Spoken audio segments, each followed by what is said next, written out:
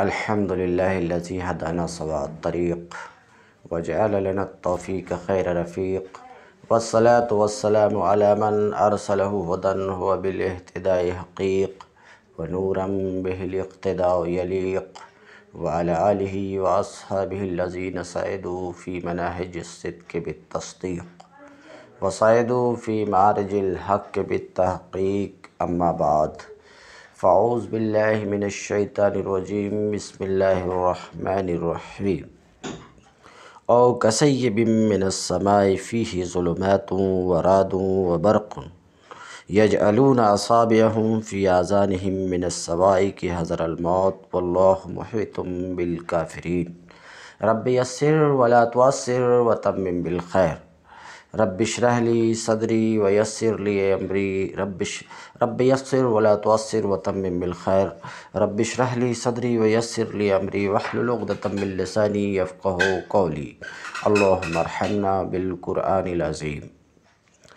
دینی علمی MS Misbahi channel کے زیر اہتمام جلالین سورہ بقرہ کا درس بفضلہ تعالی قسط وار جاری ہے. آج کا درس شروع ہوتا ہے سورہ بقرہ کی آیت نمبر 19 سے.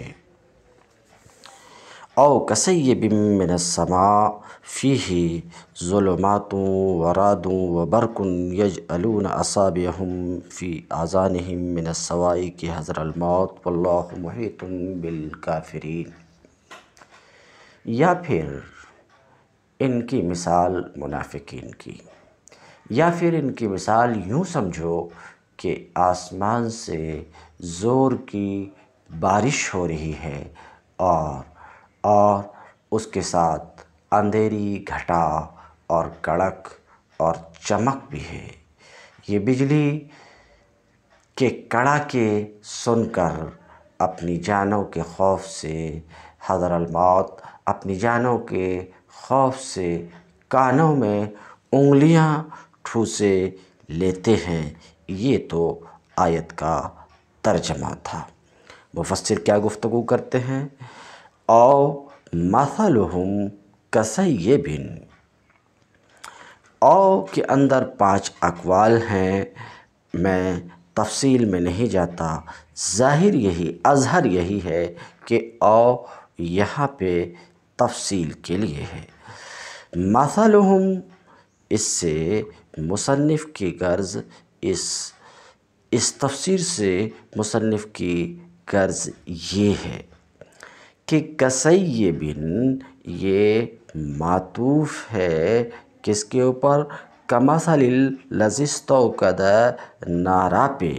ظاہر سی بات ہے جب یہ معطوف ہے اس کے اوپر، معطوف علیہ اپنے معطوف سے مل کر خبر ہوئی، خبر ہے مبتدا مثلہم کی، تو او مثلہم سے اشارہ کرنا چاہتے ہیں کہ کصیب کمثل الذی استوقد نارا پہ معطوف ہے اور معطوف علیہ معطوف سے مل کر خبر ہے مثلہم مبتدا کی. تو مطلب یہ ہوا کہ کصیب یہ رفع کی جگہ میں ہے، اس لیے کہ خبر ہے مثلہم مبتدا کی.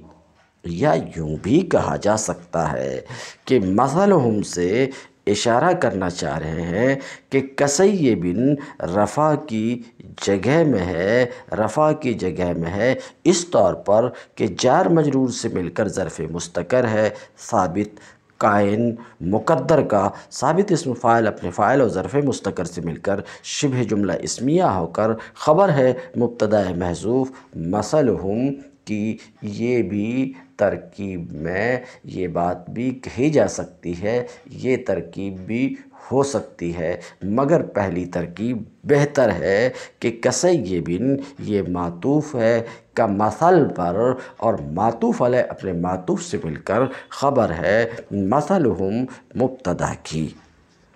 کہتے ہیں او مثلہم، یا ان کی صفت، ان منافقین کی صفت، جیسا کہ انہوں نے معنی بیان کیا. مفسر نے صفتہم سے اوپر میں، یا ان کی صفت یا ان کی حالت کسیبن اے کاصحاب مطر، یہ جو تفسیر کر رہے ہیں سیب کی، اس تفسیر کے ذریعے سے دو بات کی طرف اشارہ کرنا چاہ رہے ہیں۔ نمبر ایک، سیب لغت میں مطر بارش کے معنی میں ہے، اور اس سے پہلے اصحاب لا کر کے اشارہ کرنا چاہ رہے ہیں کہ کلام میں حذف ہے، مضاف مقدر ہے، کسیبن اے کاصحاب سیبن کاصحاب مطر، یا ان کی مثال، منافقین کی مثال ان بارش والوں کی ہے، بارش والوں کی طرح ہے، کہتے ہیں کہ اصحاب مطر۔ بات ختم ہوئی، اشارہ کر دیا دو بات کی طرف کہ سیب مطر بارش کے معنی میں ہے، اور کلام میں حذف ہے یعنی مضاف مقدر ہے، اور وہ اصحاب ہے۔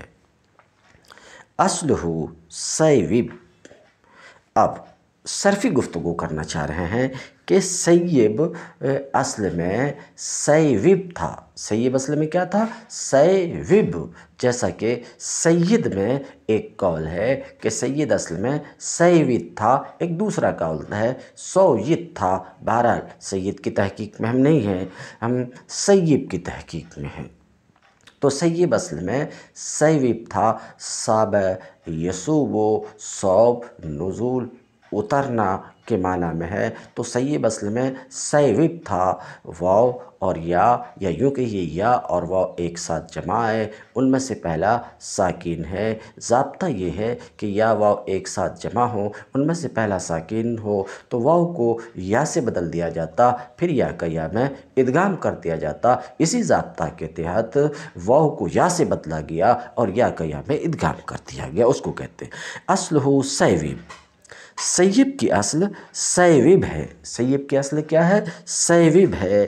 یہ صاب یسوبو، صاب یسوبو سے ماخوذ ہے، جس کے معنی نزول اترنے کے ہیں۔ من السماء اے السحاب، ترجمہ تو میں کر ہی چکا ہوں۔ من السماء اے السحاب، اشارہ کرنا چاہ رہے ہیں کہ یہاں پر جو سما کا لفظ ہے، سما کئی معنی پر بولا جاتا ہے، سحاب پر بھی بولا جاتا، تو اس تفسیر میں اشارہ کرنا چاہ رہے ہیں کہ سما بولا گیا ہے اور مراد سحاب ہے، بادل ہے، کیونکہ بارش بادل سے ہوتی ہے۔ تو اس تفسیر سے اشارہ کرنا چاہ رہے ہیں کہ سما سے مراد یہاں پر سحاب ہے، سما کے ایک معنی سحاب اور بادل بھی ہے، تو سما بول کر کے سحاب مراد لیا گیا۔ من السماء اے السحاب، یعنی بادل سے کہتے ہیں۔ فیہ ظلمات اے السحاب، اس تفسیر سے اشارہ کرنا چاہ رہے ہیں کہ ہا کی ضمیر کا مرجع سما ہے، جو سحاب کے معنی میں ہے، سما ہے، اور سما کی جہاں تک بات ہے تو یہ مذکر بھی مستعمل ہوتا، مؤنث بھی مستعمل ہوتا، اس لیے کوئی مضائقہ نہیں ہے ہا کی ضمیر کو سما کی طرف پلٹائے جانے میں۔ یوں بھی اگر مؤنث بھی ہے تو مؤنث سمائی ہے، مؤنث حقیقی تو ہے نہیں۔ بہرحال اے السحاب سے اشارہ کرنا چاہ رہے ہیں کہ ہا کی ضمیر کا مرجع سما ہے، جو سحاب کے معنی میں ہے، اس میں یعنی بادل میں ظلمات، اے ظلمات متکاثفہ، جس بادل میں گھٹا ٹوپ تاریکیاں ہیں،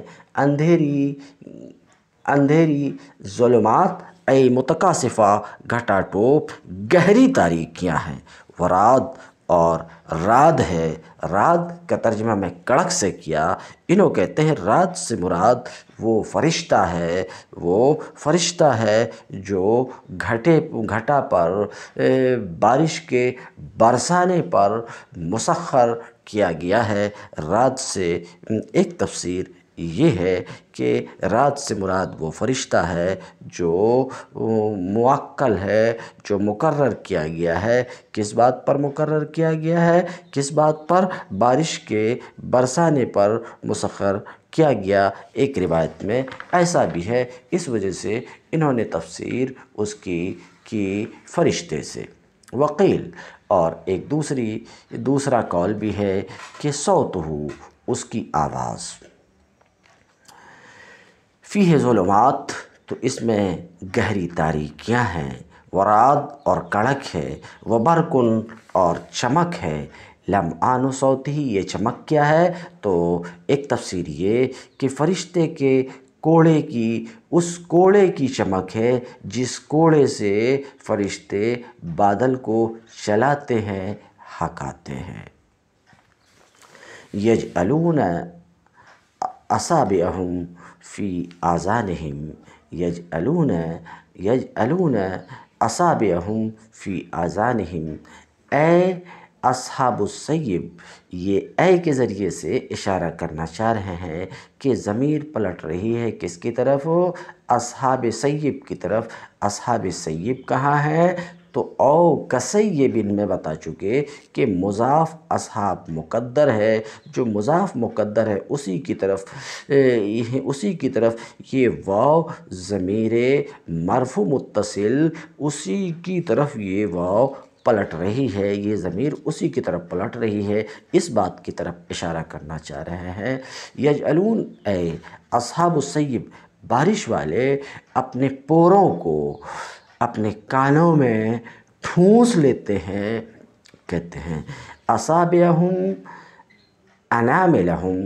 اس تفسیر سے مصنف کی غرض یہ ہے کہ یہاں اطلاق الکل علی الجز ہے، یعنی کل بول کر کے جز مراد لیا ہے، پوری انگلی کو تو کان میں ڈالا نہیں جا سکتا، ظاہر سی بات ہے کان میں انگلی کے سرے اور پور کو ہی ڈالا جا سکتا، تو انگلیاں بول کر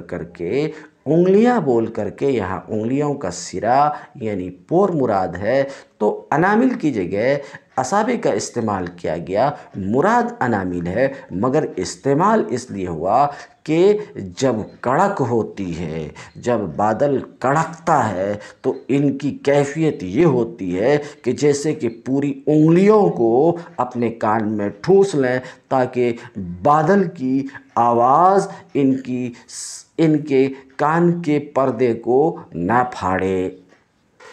فی آذانہم، اپنے کانوں میں، من الصواعق، اجل الصواعق، کڑاکے کی وجہ سے، صواعق صاعقہ کی جمع، صواعق سے پہلے اجل نکال کر کے اشارہ کرنا چاہ رہے ہیں کہ من الصواعق میں من سبب کے لیے ہے، اجل کے لیے ہے، آپ کو معلوم ہے کہ من مختلف معنی کے لیے آیا کرتا ہے، یہاں من اجل کے لیے ہے۔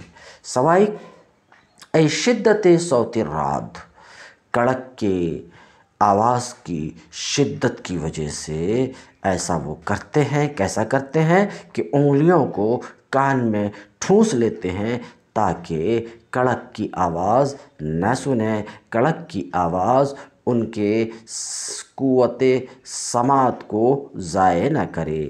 حذر الموت، خوف الموت، یہ جو تفسیر کر رہے ہیں حذر کا معنی بیان کر رہے ہیں، موت کے ڈر سے اس کو سننے کے ذریعے سے۔ کذالک ہؤلاء، یہی حالت ہے ان منافقین کی بھی۔ مفسر مصنف اپنی عبارت سے یہ مشبہ کے حال کو بیان کر رہے ہیں، مشبہ بہ کے حال کے بیان کرنے کے بعد یہ توضیح ان کے کلام میں اس بات کو چاہتی ہے کہ یہ آیت تشبیہات مفردہ کے قبیل سے ہے۔ یہی حالت ان منافقین کی ہے کہ اذا نزل القرآن، کہ جب قرآن نازل ہوتا ہے، جس قرآن میں کفر کا ذکر ہے، المشبہ بالظلمات، کفر کا ذکر ہے، کفر کو تاریکیوں سے تشبیہ دیا گیا ہے۔ کفر کو کس سے تشبیہ دی گئی؟ کفر کو تشبیہ دی گئی ہے تاریکیوں سے، اور کفر پر وعید کا اس قرآن میں ذکر ہے، جس کو رات سے تشبیہ دی گئی، اور اس میں حجج بینہ کھلی کھلی دلائل کا ذکر ہے، جس کو برق سے تشبیہ دی گئی ہے۔ اور یسدون آذانہم، اپنے کانوں کو بند کر لیتے ہیں تاکہ اس کو سنیں نہیں، یہاں تک کہ ایمان کی طرف مائل ہوں اور ترک دین کی طرف مائل ہوں، یہ ان کے نزدیک موت ہے۔ واللہ محیط بالکافرین، واللہ محیط بالکافرین، اور اللہ کافروں کو، واللہ محیط بالکافرین، اور اللہ ان کافروں کو محیط ہے، ان کافروں کو محیط ہے۔ کس اعتبار سے؟ علم کے اعتبار سے، قدرت کے اعتبار سے اللہ ان کافروں کو محیط ہے۔ فلا یفوتونہ، فلا یفوتونہ، تو یہ اللہ سے بھاگ نہیں سکتے، بچ نہیں سکتے۔ یکاد البرق یخطف ابصارہم کلما اضاء لهم مشوا فیہ واذا اظلم علیہم قاموا ولو شاء اللہ لذہب بسمعہم وابصارہم ان اللہ علی کل شیء قدیر۔ یکاد البرق یخطف ابصارہم، چمک سے ان کی حالت یہ ہو رہی ہے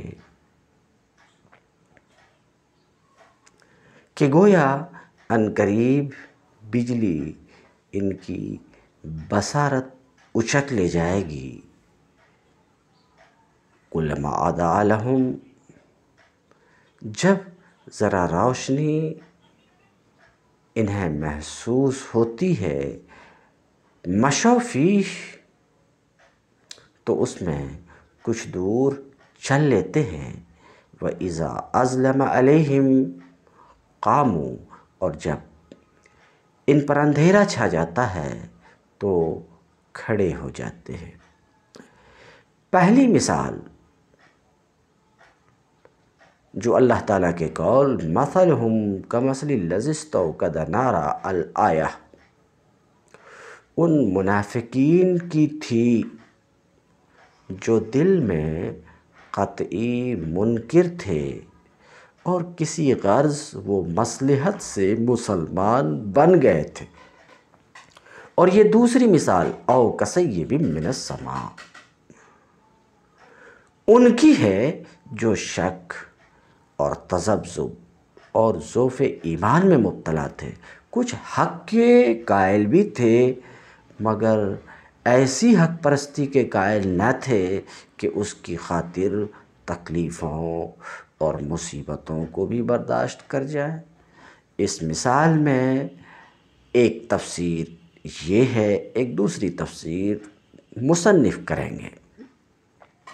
اس مثال میں سیب بارش سے مراد اسلام ہے، جو انسانیت کے لیے رحمت بن کر آیا ہے۔ ظلمات، اندھیری گھٹا، ورعد اور کڑک، وبرق اور چمک سے مراد مشکلات، وہ مصائب کا وہ ہجوم اور وہ سخت مجاہدہ ہے جو تحریک اسلامی کے مقابلہ میں اہل جاہلیت کی شدید مزاحمت کے سبب سے پیش آ رہا تھا۔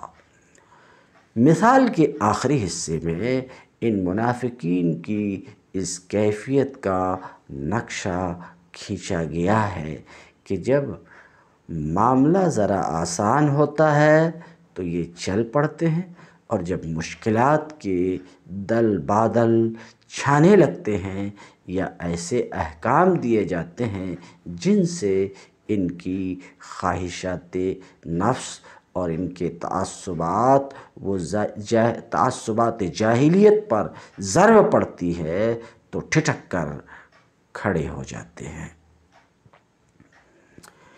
یکاد البرق یخطف ابصارہم، چمک سے ان کی یہ حالت ہو رہی ہے کہ یہ حالت ہو رہی کہ گویا عنقریب بجلی ان کی بصارت اچک لے جائے گی۔ یکادو یقرب کے معنی میں ہے، یعنی یقرب البرق یخطف ابصارہم، ان کی بصارت کو اچک لے جائے۔ یاخذھا بسرعہ لغوی معنی بیان کر رہے ہیں کہ اچک لے جائے ان کی بصارتوں کو۔ کلما اضاء لہم مشوا فیہ، جب ان کے لیے روشنی ہو تو اس روشنی میں، اس کی روشنی میں یہ کچھ دور چل پڑیں۔ وَإِذَا أَظْلَمَ عَلَيْهِمْ قَامُوا، اور جب ان پر اندھیرا چھا جاتا ہے تو کھڑے ہو جاتے ہیں۔ قاموا وقفوا لغوی معنی بیان کر رہے ہیں، کھڑے ہو جاتے ہیں۔ تمثیل لإزعاج ما فی القرآن من الحجج، کہتے ہیں یہ تمثیل ہے، کیا ان منافقین کی تمثیل ہے کہ یہ منافقین جب قرآن میں سے دلائل کو سنتے ہیں تو یہ دلائل ان کے دلوں میں تحریک پیدا کرتے ہیں، اور یہ قرآن اور اسلام کی تصدیق کرتے ہیں۔ اس وقت تصدیق کرتے ہیں جبکہ ان کا فائدہ اور انہیں آسانیاں نظر آتی ہیں، مگر وہی تکالیف اگر دکھیں تو پھر یہ ٹھٹک کر کھڑے ہو جاتے ہیں۔ تو کہتے ہیں تمثیل لإجعاز ما فی القرآن من الحجج قلوبہم، یہ ان منافقین کی تمثیل ہے کہ قرآن میں جو روشن دلائل ہیں وہ ان کے دلوں میں تحریک پیدا کرتے ہیں، اور پسندیدہ چیز کو، اپنی پسندیدہ چیزوں کو جب یہ سنتے ہیں تو یہ منافقین قرآن کی، اسلام کی تصدیق کرتے ہیں، مگر جب ناپسندیدہ چیز کو سنتے ہیں تو ٹھٹک کر کھڑے ہو جاتے ہیں۔ وَلَوْ شَاءَ اللَّهُ لَذَهَبَ بِسَمْعِهِمْ وَأَبْصَارِهِمْ، اللہ چاہتا تو ان کی سماعت اور بصارت بالکل ہی سلب کر لیتا، یعنی جس طرح پہلی قسم کے منافقین کا نور بصارت اس نے بالکل سلب کر لیا، اسی طرح اللہ ان کو بھی حق کے لیے اندھا بہرا بنا سکتا تھا، مگر اللہ کا یہ قاعدہ نہیں ہے کہ جو کسی حد تک دیکھنا اور سننا چاہتا ہو اسے اتنا بھی نہ دیکھنے سننے دے، جس قدر حق دیکھنے اور حق سننے کے لیے یہ تیار تھے اسی قدر سماعت و بصارت اللہ نے ان کے پاس رہنے دی۔ وَلَوْ شَاءَ اللَّهُ لَذَهَبَ بِسَمْعِهِمْ، اگر اللہ چاہتا تو ان کی سماعت کو سلب کر لیتا، بمعنی اسماعہم، اشارہ کرنا چاہ رہے ہیں کہ سمع جو مفرد ہے یہ معنی میں کس کے ہے؟ جمع کے ہے۔ مفرد جمع کے معنی میں ہے، کس کے قرینہ سے؟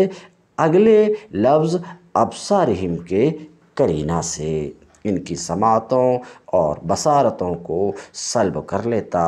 الظاہرہ سے اشارہ کرنا چاہ رہے ہیں، وہ ایک تفسیر تھی، ایک دوسری تفسیر مصنف کر رہے ہیں کہ ظاہری سماعت و بصارت کو بھی سلب کر لیتا، جس طریقے سے کہ باطنی بصارت کو یعنی بصیرت کو سلب کر لیا۔ ان اللہ علی کل شیء قدیر، یقیناً اللہ ہر چیز پر قادر ہے، شاءہ سے اشارہ کرنا چاہ رہے ہیں کہ شے یہاں پر اسم مفعول مشی کے معنی میں ہے، یعنی اللہ ہر چیز پر قادر ہے، ہر چیز جس کو وہ چاہے اس پر قادر ہے۔